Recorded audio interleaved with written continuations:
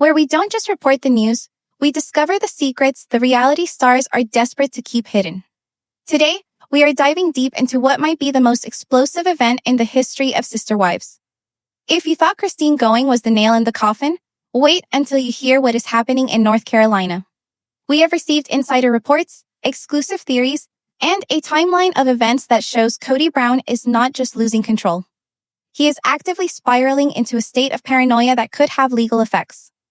We are talking about secret surveillance, a mystery man who is the full antithesis of Kody, and a blurry photograph that has supposedly sent shockwaves through the McMansion in Flagstaff. Buckle up, because we are peeling back the layers of the North Carolina puzzle. Let's start with the picture that started it all. A photo has recently surfaced on secret forums and is starting to circulate among the deepest circles of the fandom. It is grainy, taken from a distance, likely with a smartphone zoom, catching a scene at an upscale bistro in North Carolina. In the frame, we see a woman who looks clearly like Janelle Brown, but she isn't wearing her usual flannel or practical outdoor gear. She is dressed up, looking radiant, smiling in a way we haven't seen in 20 years. Across from her sits a man. This is not one of her kids. This is not a work associate. This is a guy who exudes a quiet silver fox confidence. Insider theories suggest this man is a retired engineer or perhaps a high-level businessman. Someone with substantial wealth and, more importantly, mental stability. But the detail that has everyone talking, the detail that allegedly sent Kody into a rage, is a glint on Janelle's left hand. It's hard to tell from the resolution, but it looks strangely like a ring. Not a clatter ring, not a piece of mental jewelry, but a diamond. For months, the narrative has been that Janelle is traveling to North Carolina simply to help Maddie with the grandchildren. That is the safe story. That is the main story. But if you look at the flight logs and the frequency of her trips, a pattern appears. She is spending weeks at a time there. Is she really just babysitting, or is she building a new life? Our exclusive idea is that Maddie introduced her mother to this mystery man months ago. Maddie has seen directly how a healthy marriage works with Caleb, and she knows exactly what her mother has been missing. This new man is everything Kody is not. Where Kody is chaotic, manic, and expects submission, this mystery man is apparently calm, respectful of Janelle's independence, and financially secure on his own merits. He doesn't need Janelle's money to pay off a house. He doesn't need her to support his ego. He simply enjoys her company. And for a woman who has spent decades being told she is purely a business partner or a friend by her spiritual husband, being treated as a love priority is a ganker. Now, let's pivot to Flagstaff, because the response there is where the story turns dark. According to insider whispers, Kody Brown has not taken these reports lightly. You might think Kody would be relieved. After all, he has said time and time again that he never loved Janelle personally, that they weren't a good fit. You would think he would want her to move on so he can live his monogamous life with Robyn in peace. But that is not how an ego works. When a narcissist loses a source of supply, they don't wish them well. They seek to destroy them. We are hearing disturbing reports that Kody is reportedly obsessed with finding out the identity of this North Carolina man. There are whispers that he has been watching Janelle's movements, perhaps monitoring credit card statements if there are still any joint accounts left, or obsessively checking social media tags to catch a slip-up. Why is he doing this? It is not out of love. It is out of fear and jealousy. Kody Brown's entire identity is built on being the alpha, the patriarch, the one who is essential. If Janelle, the woman he labeled as the intellectual and the loyal one, finds someone who is smarter, wealthier, and kinder than him, it destroys his narrative. It shows that Kody was the problem all along. But there is a more sinister layer to this jealousy, and it includes Robyn. Sources say that Robyn is feeding this paranoia. The story being spun inside the Flagstaff house is not that Janelle found love, but that Janelle is being scammed.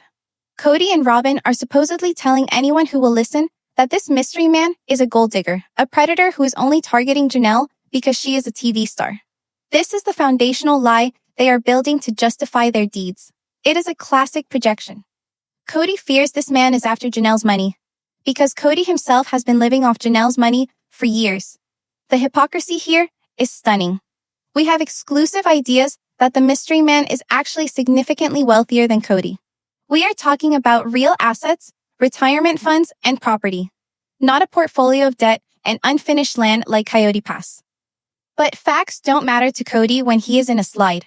He needs to villainize this new rival to keep control over the family narrative. If the kids, Garrison, Gabriel, Savannah, start liking this new guy, if they start respecting him, Kody loses his grip on the last threads of his parenting. Imagine the holidays. Imagine a Thanksgiving where the boys go to North Carolina not just to see Maddie, but to hang out with a guy who actually listens to them, who respects their mother, and who doesn't demand an apology for existing. That is Kody's fear. This brings us to the most alarming part of our investigation: the surveillance. How far is Kody ready to go? We know Kody is reckless. We know he feels entitled to know everything his women do. Reports hint that Kody may have tried to leverage his ties or even friends in the media to dig up dirt on Janelle's new companion. He is looking for a story. He is looking for a criminal record, a past bankruptcy, anything he can use to say, "See, I told you he was bad news." He wants to run to Janelle and say, "I am protecting you," when in reality, he is trying to ruin her happiness. It is a control tactic straight out of the abuser's playbook. If he can poison this relationship early on, he thinks he can scare Janelle back into her box. The box where she is just a financial provider to Kody and Robyn's lifestyle, appearing on TV to keep the show alive, but never having a life of her own. But Janelle isn't the same woman she was 5 years ago. She has tasted freedom. The picture we analyzed shows a woman who is relaxed. Her shoulders are down. She is leaning in. This body language tells us she feels safe, and that safety is the biggest threat to Kody. The mystery man reflects a reality where Kody doesn't exist. And for Kody, being overlooked is worse than being hated. He can handle Christine hating him because it means he still has power over her feelings. But Janelle moves on with a calm, successful equal. That makes Kody useless. And obscurity is something he cannot survive. Let's dig deeper into the gold digger narrative Kody and Robyn are supposedly spinning. Why choose that particular lie? Because it sets the stage for a financial fight. If they can convince themselves and the world that this man is a threat to the family resources, it gives them a moral justification to cut Janelle off or to sue her. We need to look at the time. Janelle has been vocal about getting her share of Coyote Pass. She has been vocal about the financial abuse she experienced. Now, suddenly, just as she is finding personal happiness, Kody becomes hyper-focused on her earnings again. That is not an accident. That is a plan. We have examined the timeline of Janelle's trips to North Carolina, alongside the timeline of Kody's erratic behavior on social media and in interviews. There is a connection. Every time Janelle posts a picture from the East Coast, even if it's just of the grandkids, Kody seems to go quiet or manic. It is the silence of someone who is planning. Insider ideas suggest that Robyn is the one crying, playing the victim, telling Kody she is taking our resources to a stranger. Robyn's fear is obvious. If Janelle marries this man, the sister-wives dynamic is finally dead. There is no healing. And without the chance of reconciliation, or at least the drama of the conflict, the show's future and Robyn's paycheck is in jeopardy. So, they have a vested interest in destroying this partnership before it gets to the altar. The unknown man is more than just a boyfriend. He is a reminder of the life Janelle was denied. Think about the early years of the show. Janelle was the one working from dawn to dusk. She was the one worried about bills. She was the one who drove a reasonable car, while Kody drove a sports car. She gave everything for the big picture. Now she meets a man who likely says, "Let me treat you to dinner. Let me take care of this." That change in dynamic is intoxicating. It is addictive. And once she gets used to being treated like a queen, she will never go back to being a peasant in Kody's country. Kody knows this. That is why the surveillance is increasing. He is looking for a crack in the armor. He is waiting for the first fight, the first argument, so he can swoop in. But here's where the idea gets even more interesting. What if Janelle knows? What if she knows Kody is watching? Janelle is smart. She is strategic. She knows Kody better than anyone. It is entirely possible that she is letting these leaks happen. Maybe that picture wasn't an accident. Maybe she wanted Kody to see it. It's a power move. By living her best life in public, she is daring Kody to do his worst. She is saying, "I am not afraid of you anymore." And the presence of this new man, this protector figure, gives her the strength to do that. We also need to talk about the physical difference. Kody has spent the last few years concerned with his looks, his hair, his abs, trying to prove he is still a viral alpha male. He is constantly acting. The mystery man, based on the accounts we've heard, is effortless. He doesn't need to try. He wears a suit well. He has a natural power. This triggers Kody's deepest fears. It's not just about losing a wife. It's about being replaced by a better man. In the twisted competition that lives in Kody's head, he is losing. And when Kody loses, he lashes out. As we move deeper into this investigation, we have to ask, who is leaking the info from the Kody and Robyn camp? How do we know about the gold-digging rumors? The group around Kody and Robyn has shrunk. It's basically just them and their older children. Is it possible that even the people inside that house are seeing the injustice? Or is Robyn leaking these stories herself to try and control the storyline in the press, to paint themselves as the concerned family members protecting naive Janelle? It is a classic PR spin. We are just worried about her, they say while holding a knife behind their backs. This sets the stage for the dispute that is brewing over the assets. We are going to get into the legal threats and the fight for Kody Pass in a moment, but you have to understand the emotional stakes first. Kody sees Janelle as his property. Even if they are separated, in his thoughts, she belongs to the celestial kingdom he built. This new man is trespassing. And in Kody's world, you shoot trespassers. Metaphorically, of course. But the violence is real. The surveillance, the rumors, the jealousy, it is all building toward a huge confrontation. This isn't just about a breakup anymore. This is about a war for freedom. Janelle is fighting for her future, and Kody is fighting to punish her for having one. The ring on her finger is the statement of war. If that is an engagement ring, it invalidates everything Kody stands for. It means the spiritual covenant is broken not just in word, but in action. It means Janelle has a bond with another man. For a fundamentalist, even a broken one like Kody, that is the ultimate betrayal. It cuts deeper than Christine leaving, because Christine left to be single. Janelle moving to be with a wealthier, more stable man is a direct insult to Kody's manhood. And that is why he cannot let it go. That is why he is watching, waiting, and planning. But the emotional violation is just the tip of the iceberg. To truly understand the gravity of the problem in North Carolina, we have to follow the money. And all roads lead back to one barren, undeveloped stretch of dirt. Kody Pass. This is where the story changes from a romantic drama to a high-stakes legal thriller. According to our exclusive ideas and timeline analysis, Kody Brown is not just sitting at home stewing in jealousy. He is supposedly weaponizing the family's entangled finances to corner Janelle. We are getting reports that a new narrative is being constructed within the walls of Robyn's mansion. A narrative that paints Janelle not as a victim leaving a bad marriage, but as a traitor, trying to loot the family pot. Let's break down the Kody Pass pressure. For years, fans have screamed at their televisions, warning Janelle that her name wasn't safe on the parcels. Now, that nightmare scenario is allegedly coming to life. Kody knows that Janelle sank her 401k and the profits from her Las Vegas home into the family fund. He knows she successfully financed Robyn's mansion while living in an RV and a small apartment. But Kody works on a twisted version of fundamentalist logic. In his mind, those things belong to the patriarch. If Janelle stays a spiritual wife, she has access to the land. But the moment she legally or spiritually binds herself to another man, this mystery man in North Carolina, Kody allegedly thinks she forfeits her claim. This is blackmail. Insider whispers say that Kody has communicated a chilling message through back channels. If you marry him, you get nothing. He is betting on the fact that Janelle is realistic. He thinks she won't risk her financial future for love, but he is miscalculating. He doesn't understand that the mystery man changes the equation entirely. If this new partner is as wealthy as our sources suggest, Janelle no longer needs Kody Pass to survive. She wants it because it's hers, because she got it, but she isn't desperate. And a non-desperate Janelle is Kody's most dangerous enemy. Let's go inside the war room at Robyn's house. Sources describe a chaotic atmosphere where Robyn is allegedly spiraling.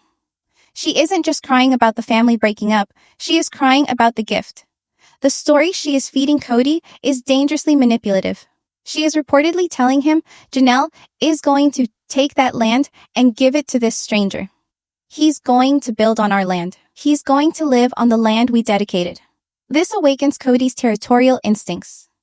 The idea of another man, a better man, walking on Kody Pass, owning a piece of Kody's dream, is physically repulsive to him. It drives him to irrational court threats. We have heard rumors of a possible quiet title action or a restructuring of the LLCs that manage the property. Kody might be trying to dissolve Janelle's interest or claim that her contributions were gifts to the family rather than investments.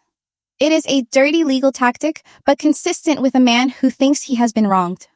And remember, Kody has admitted on camera that he fears poverty. He fears losing power. With Christine gone and taking the proceeds of her house and Mary successfully checked out, Janelle represents the last big chunk of capital he can control. If she takes her share and goes, the financial house of cards that supports Robyn's lifestyle could collapse. Now, let's connect this to spying. Why is Kody so obsessed with showing this mystery man is a bad actor? Because if he can show the man is a fraud, he thinks he can save the assets. But there's a darker idea here.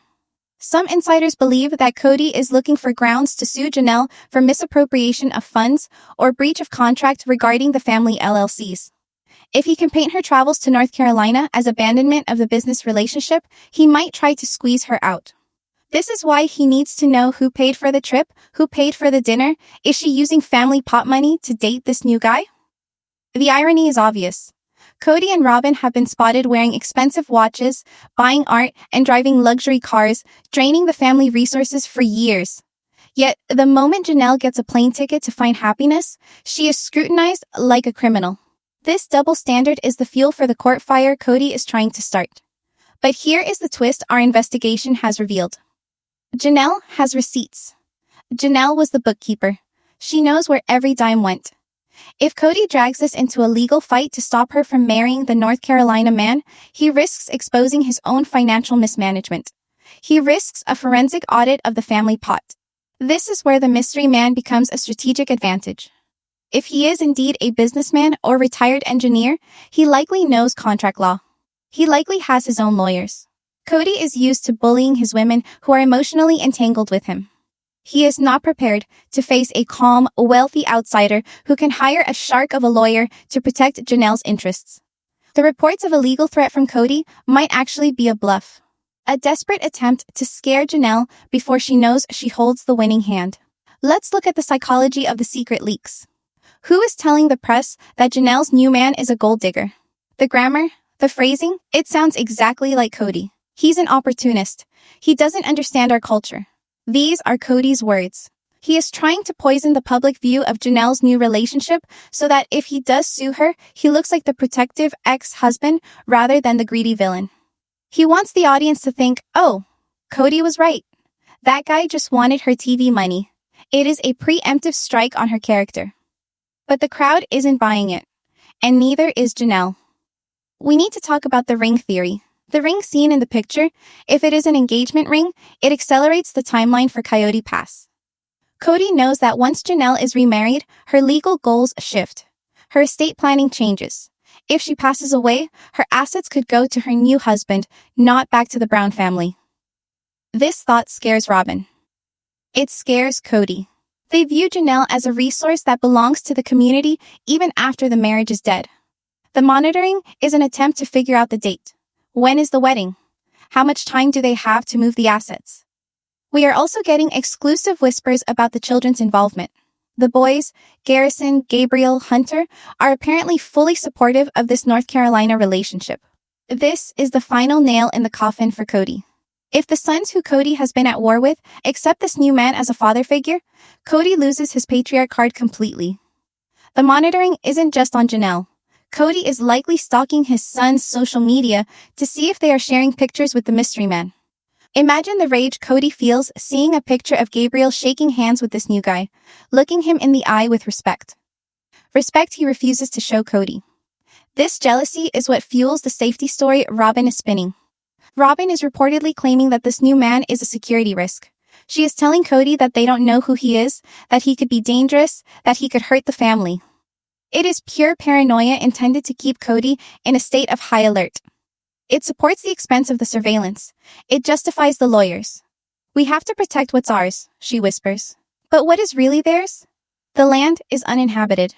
The family is divided. The only thing they are protecting is their own ego and their bank account. There is a specific covenant clause idea circulating among deep dive researchers.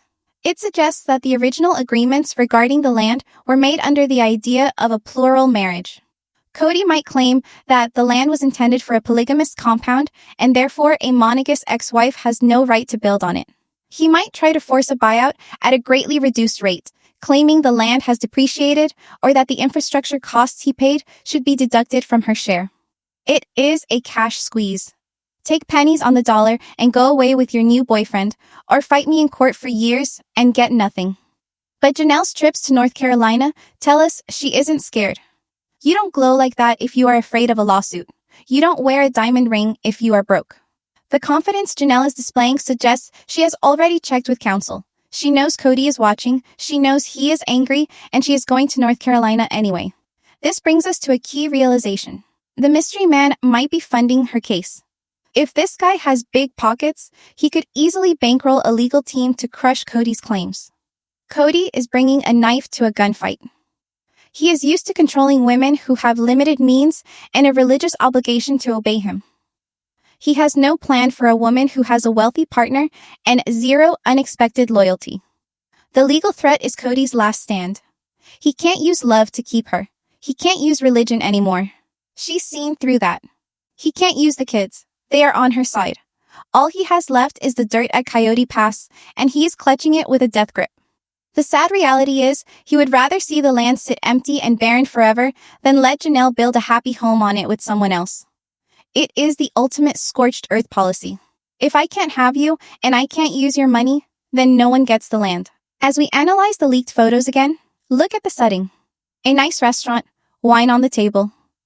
These are things Kody often denied his wives, claiming budget constraints while he wore Rolexes. The visual evidence of Janelle's new life is a direct reputation of Kody's financial control. Every steak dinner she eats in North Carolina is a slap in the face to the budget meetings Kody used to hold. He is watching her spend money. Maybe her money. Maybe the new guy's money, and it is driving him insane because he isn't the one approving the purchase. The surveillance is his way of trying to stay in the loop to feel like he still has oversight. But the most explosive part of this theory is yet to come. What if Janelle isn't just planning to marry? What if she is planning to liquidate? If she forces a partition sale of Kody Pass, she could force Kody to sell everything. She could force him to cash her out at fair market value. That would bankrupt him. Kody isn't just fighting for the land, he is fighting for his financial survival. And he knows that this mystery man in North Carolina is the catalyst that gave Janelle the strength and perhaps the backing to finally pull the trigger. We have analyzed the photo, we have exposed the surveillance, and we have dissected the financial blackmail regarding Kody Pass. But to truly understand the endgame of this North Carolina saga, we have to go into the darkest corners of Kody Brown's psyche. This is where the investigation turns from a legal thriller into a psychological horror story. Why? After stating publicly that he didn't want a romantic relationship with Janelle, is Kody reportedly spiraling into madness over her finding someone else? The answer lies in the concept of narcissistic injury. And the mystery man in North Carolina is the ultimate injury. You see, Kody's entire worldview is built on the belief that he is the sun around which his wives orbit. Even if he casts them into the cold, he expects them to stay there, freezing, waiting for his warmth. He expected Janelle to be the loyal dog who would sit at the foot of his throne forever, content with scraps of affection. But this new man, this calm, wealthy, independent figure, has shattered that delusion. He proves that the problem wasn't Janelle's lack of romance, the problem was Kody's lack of effort. This mystery man isn't just a boyfriend. He is a mirror holding up a reflection of Kody's failures. Every time Janelle smiles at this man in a grainy photo, she is silently screaming that Kody was inadequate. And for a man who fancies himself the ultimate patriarch, that realization is a fate worse than death. This brings us to the replacement theory. Insider sources suggest that Kody is terrified that this new man will not just replace him as a husband, but as a father. We know the relationship between Kody and his sons, Garrison, Gabriel, Hunter, is fractured, perhaps irreparably. Kody demanded loyalty and apologies. This North Carolina man demands nothing. He simply offers stability. If reports are true that the boys have met him, that they have shared a beer or a meal with him, and that they respect him, Kody has lost the war. Kody can handle his wives leaving. He cannot handle another man sitting at the head of the table, carving the turkey, and earning the respect of his sons. That is why the surveillance is so intense. Kody isn't looking for dirt on the man for Janelle's sake. He is looking for a reason to tell his sons, don't trust him. He is trying to assassinate the character of a man he has likely never met because he knows he cannot compete with him on merit. Let's look at the Robyn factor one last time. Why is she crying? Why is she feeding the paranoia? Because Robyn's security depends on Kody being the hero. If Kody is exposed as a bitter, jealous ex who is legally harassing the mother of his children, the victim narrative she has carefully crafted for years falls apart. Robyn needs Kody to be the suffering saint who did his best.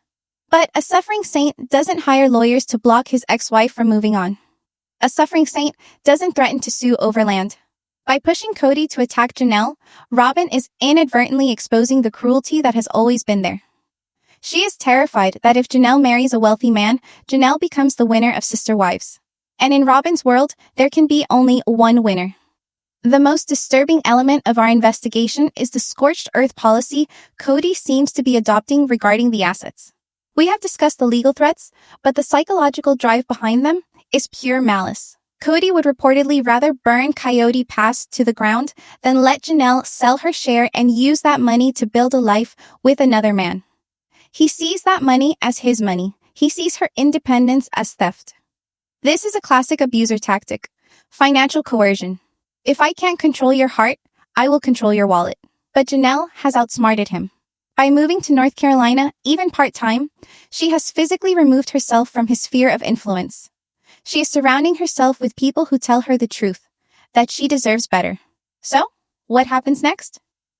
Our exclusive prediction is that the mystery man will soon step out of the shadows. The blurry photos will be replaced by a clear, undeniable Instagram post. And when that happens, the fallout in Flagstaff will be nuclear. We anticipate Kody will launch a full-scale public relations attack, painting himself as the victim of a betrayal. He will claim Janelle planned this all along. He will claim she used him. But the audience has seen the truth. We have seen years of neglect. We have seen the tears. And now, we are seeing the joy. The final twist in this saga is that Kody's jealousy is actually accelerating his own downfall. By focusing so much energy on destroying Janelle's happiness, he is neglecting the fragile remnants of his own family. He is alienating the few children who still talk to him. He is exposing his bitterness to the world. The mystery man doesn't even have to fight back. He just has to exist. He just has to be a decent human being. And Kody destroys himself by comparison. Kody is fighting a ghost, a phantom of his own insecurity, while Janelle is simply living her life. And let's not forget the legal reality. If Janelle marries, her claim to the family pot doesn't disappear. It solidifies. She becomes a creditor. She becomes a liability that Kody has to pay off. The legal threat he is waving around is a double-edged sword. If he sues her, he opens up the books. He exposes the spending. He exposes where the money went. And that is a risk he cannot take. So, in the end, the threats are likely empty.